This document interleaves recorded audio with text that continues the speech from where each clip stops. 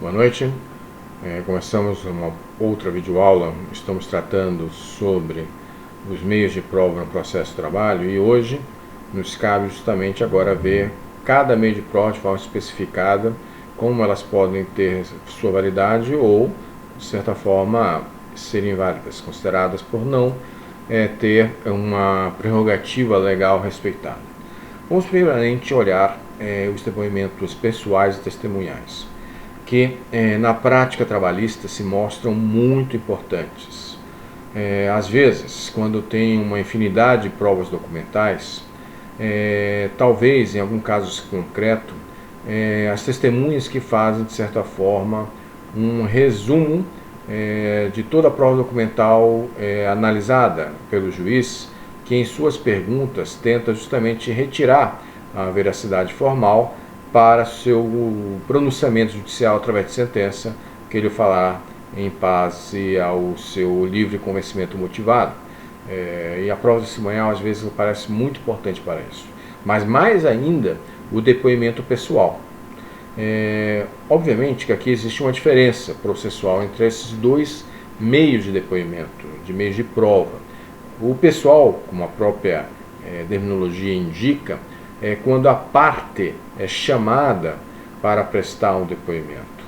Então, nesse caso, a parte ela não vai prestar um compromisso de falar a verdade, como faz com as testemunhas do juiz. Por quê?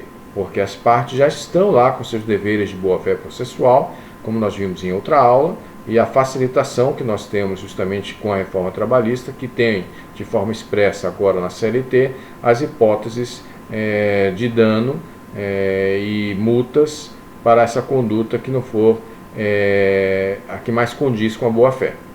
Mas para as testemunhas existe sim essa necessidade de prestar compromisso. A testemunha que presta compromisso de falar a verdade, faltando esse compromisso, inclusive terá responsabilidades penais por falso testemunho e agora com a reforma trabalhista, inclusive, como nós já vimos, a possibilidade de multas também equiparadas às litigâncias de má-fé. Então, o depoimento pessoal, que vai ser realizado pelo reclamante, pelo reclamado, ele gera algo que a prova testemunhal, a rigor, não gera, que é a confissão. A confissão é justamente algo que alguém fala e prejudica a si mesmo.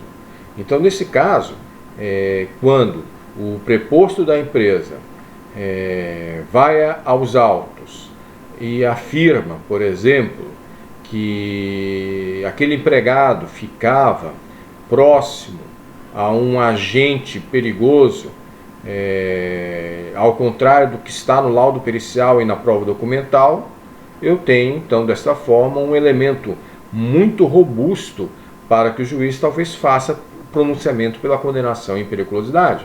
É só um exemplo. Então, neste caso, o depoimento pessoal gera a confissão, que, como nós já vimos no início das aulas sobre os meios de prova, torna prescindível qualquer outro meio de prova. Ou seja, se o autor vai lá e perante o juiz, em seu depoimento pessoal, fala algo sobre a jornada de trabalho e afirma que não tinha hora extra, não é mais necessário que o juiz chame outras testemunhas do próprio autor para falar diversamente do que o autor já confessou. Então, o depoimento pessoal, às vezes, ele se torna um elemento importante na prática trabalhista quando existe essa possibilidade, em cada caso concreto, de se produzir a confissão através do depoimento pessoal. Ok? Mas, geralmente, o que ocorre é que a falta desse compromisso legal faz com que tanto a reclamante como a reclamada vá, nesse depoimento pessoal, sustentar as suas teses da inicial e da contestação. Então, às vezes, não é muito produtivo essa produção da prova do depoimento pessoal e por isso que tanto os advogados e, às vezes, o juiz irão prescindir da produção do depoimento pessoal, que talvez na prática, naquele processo, não tenha um efeito muito importante, relevante e eficaz para o pronunciamento do juiz naquele processo com a sua sentença. Em todo caso, existem pontos em comuns entre o depoimento pessoal e o testemunhal, quais sejam. Aqui existe uma certa procedimento comum entre eles. Então, é possível que os advogados façam perguntas ao depoente? Sim. Porém, em se tratando de depoimento pessoal, o juiz, como também no testemunhal, quem faz, afim, acaba as perguntas é o juiz, mas podem ser auxiliado pelo advogado. Em se tratando de depoimento pessoal, a praxe é que justamente apenas o advogado ex-adverso faça perguntas ao juiz para que faça para aquele depoente pessoal. Ou seja, se o preposto da reclamada é chamado a prestar depoimento pessoal, primeiro, aqui eu terei que ter claro que o advogado da patronal não poderá fazer perguntas ao seu próprio cliente, feito? Diferentemente do advogado do reclamante, que poderá fazer perguntas ao juiz, que faça o depoente, o preposto da empresa, perguntas para que se registre as respostas na ata da audiência, ok? Então, às vezes, esses depoimentos pessoais e testemunhais também se mostram prescindíveis em função da prova documental que foi produzida tanto quando o autor protocolou a sua petição inicial, como a empresa também o fez ao produzir a prova documental com a sua resposta do réu. Então, quando eu tiver questões meramente documentais, talvez o juiz prescinda de ouvir tanto as partes como as testemunhas, porque existem provas pré-constituídas nos autos que já são suficientes para que o juiz, em seu pronunciamento judicial, tenha sua motivação já suficientemente embasada pela prova documental feita com anterioridade à prova oral por autor e reclamada, ok? Nesse sentido, aqui existe um procedimento na qual, primeiro, existe a possibilidade da oitiva de perito em uma audiência? Sim, existe. Para isso, as partes terão que requerer ao juízo, que também de ofício pode intimar o perito com anterioridade à audiência, para que se apresente para prestar depoimento. Geralmente isto não ocorre na prática, porque se trata de questões técnicas, em quais, na maioria das vezes, o perito já apresentou as suas conclusões, já apresentou as respostas aos quesitos feitos por juiz, reclamante e reclamado no seu laudo pericial. Mas pode acontecer que esse laudo pericial pareça a uma das partes inconclusivo, e pode sim a parte, assim querendo e assim levando a esta conclusão aquele caso específico, requerer ao juiz a oitiva em audiência do perito. Mas, repito, na prática isto é muito raro. Também aqui nesse procedimento, o normal é que primeiro se escute e se registre os depoimentos do autor, depois o depoimento pessoal do réu, depois o depoimento das testemunhas do autor e depois as testemunhas do réu, ok? Porém, de acordo com cada caso concreto, o juiz, na administração da audiência, entenda que o ônus da prova, por exemplo, esteja de forma mais nítida por parte da empresa, ou que seja para aquele caso específico a oitiva do réu e das testemunhas do réu possa preceder os depoimentos do autor e das testemunhas do autor. Então, conforme o caso concreto, esse procedimento que é a praxe, primeiro o depoimento pessoal do autor, depois o depoimento pessoal do réu, depois o depoimento das testemunhas do autor e depois o depoimento do réu, conforme o caso concreto e da carga probatória, o juiz pode subverter, mudar, alterar esse procedimento de oitivas, ok? Muito bem. Outra modificação importante que nós tivemos com a reforma trabalhista diz respeito a que esse depoimento pessoal feito pelo preposto da empresa, anteriormente tinha a necessidade que esse preposto fosse empregado da empresa, porque se entendia antes de 2017 que o empregado da empresa é que tinha melhores condições de trazer esta verdade dos fatos, esses fatos ao juiz, porque estava justamente no local e no ambiente dos fatos que ali estão sendo discutidos. Porém, isso nem sempre é verdade. E aí, agora, depois de 2017, não há mais a necessidade que o preposto seja empregado ou reclamada. Portanto, a gente pode relativizar ou até tacitamente derrogar, revogar a súmula 377 do TST, que fala de realidade anterior e diversa ao que hoje consta na lei federal, que é o parágrafo 3º do artigo 843, que o preposto não mais necessita ser empregado da reclamada e pode sim prestar seu depoimento sem maiores problemas. Outro procedimento aqui, que não é segredo para ninguém, diz respeito a esta ordem, a este rito de oitivas. Se eu vou ouvir o depoimento do autor, o juiz vai pedir para que o preposto da reclamada se ausente da sala. Por quê? A regra aqui é que quem não prestou depoimento não pode assistir ao interrogatório do outro depoente. Por quê? O juiz, com esse procedimento, tanto na CLT como no CPC, tenta bater informações. E desta forma, que não pode ocorrer que quem ainda não prestou depoimento fique na sala de audiências, porque ao ouvir o interrogatório que lhe antecedeu, ele pode mudar a veracidade do seu depoimento, ok? Então, outras condutas, como que quem está lá fora possa estar ouvindo o interrogatório através de um celular ligado na mesa da audiência, ou como a audiência é pública, alguém fica entrando e saindo levando essas informações, isso são condutas de má fé. E o juiz pode, provocado pelo ex-adverso e seu procurador, ou pela sua experiência, ao ver esta conduta, pode oferecer sanções processuais a quem a fizer. Portanto, por óbvio, é sempre bom, e sempre repito isso, que meus alunos sempre tenham esta conduta de boa fé e honestidade e retidão quando advogados, ok? Pois muito bem. Outra questão que até posterior à reforma trabalhista de 2017 diz a regrinha do artigo 819, parágrafo 2º, onde se coloca agora de forma expressa na lei que as despesas decorrentes de intérpretes vão correr por conta da parte sucumbente, salvo se beneficiar da parte da judiciária da isenção de custos no processo, né?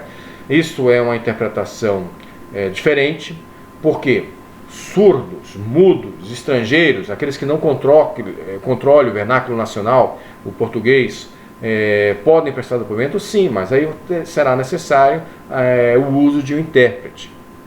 Por exemplo, nós temos hoje na comarca trabalhista de Joinville uma população ativa importante, numerosa de haitianos. Às vezes eles não têm um controle do português para prestar um depoimento, para entender uma pergunta e poder respondê-la em português. Então, nestes casos, o juiz, com antecedência, comunica às partes que será necessário um intérprete, ou a parte traz esse intérprete e poderá ser ouvido sim surdos, mudos, ou estrangeiros que não controle o português por meio de intérpretes. Nesses depoimentos pessoais testemunhais, ambos têm algumas restrições para perguntas e respostas. Ou seja, existem perguntas que talvez violem direitos personalíssimos do depoente.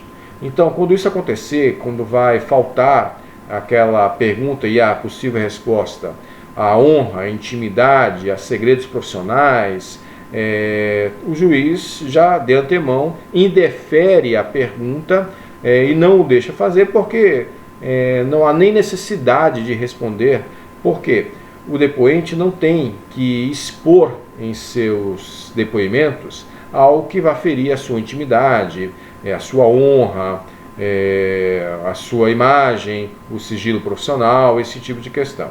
Por isso que esta possibilidade que tem o advogado de fazer reperguntas, porque quem faz pergunta é o juiz, o advogado, nesse caso, o procurador, ele faz perguntas para o juiz e o juiz autoriza ou repete ou interpreta essa pergunta e o faz para o depoente. Esse procedimento é justamente porque o juiz pode indeferir perguntas feitas pelas partes e seus procuradores, tanto ao depoimento pessoal e testemunhal.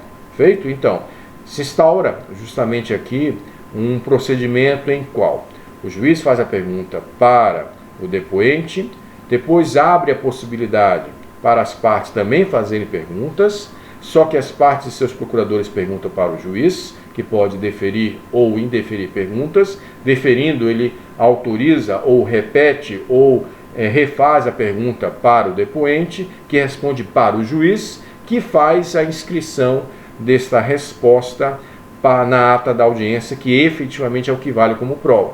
A ata, o registro da ata. Daí que cabe também às partes e procuradores, na hora da audiência, justamente fazer os seus registros de protestos, quando esse procedimento tem algum tipo de vício ou desvio.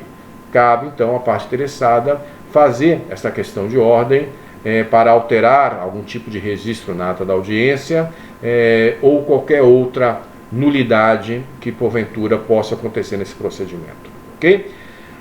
Tanto a parte como a testemunha estão aqui prestando um auxílio ao judiciário ao prestar depoimento.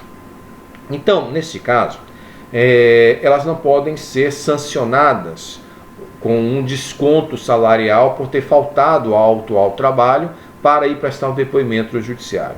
Acontecendo isso, eu terei um desconto salarial abusivo e ilegal. Por isso que as partes, uma vez que compareçam à Justiça do Trabalho para prestar depoimento, poderão pedir uma certidão de comparecimento para que possam apresentar em seus respectivos empregos para que não ocorra a hipótese de descontos salariais. Ok? Dito isso, a prova testemunhal, especificamente, ela também tem procedimento próprio. Então, a testemunha que não é parte do processo, ao se apresentar espontaneamente, vai ter que apresentar também a sua qualificação e também um documento hábil para que não ocorra aqui falsidade ideológica. Então, as testemunhas têm que se apresentar documentadas no processo. Quando me refiro que essas testemunhas irão espontaneamente, é porque não há a obrigação de arrolamento prévio de testemunhas nos autos.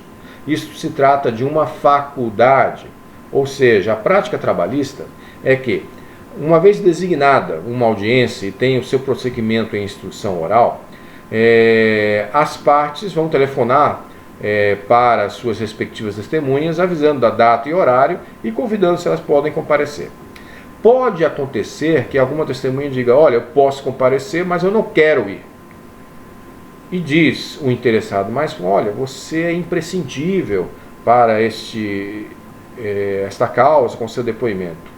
Então, nessas hipóteses, há a faculdade para que as partes se pronunciem-se nos autos e exijam a intimação dessa testemunha que compareça ao processo.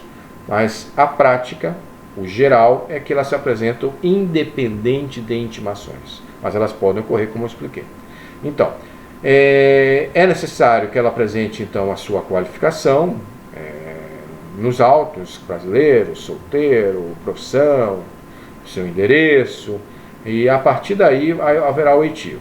Nesse sentido, uma perguntinha muito frequente em concursos públicos e nas provas do exame da ordem diz respeito ao número máximo de testemunhas que cada polo pode levar às audiências. E aí o artigo 121 traz esta regrinha, que, se tratando de rito ordinário, o número máximo de testemunhas é de 3, e para o inquérito de apuração da falta grave, que é um procedimento especial, seria o número de 6 testemunhas. Porém, cuidado com essa pegadinha oriunda do artigo 852-H da CLT, que trata sobre as provas no sumaríssimo. Por quê?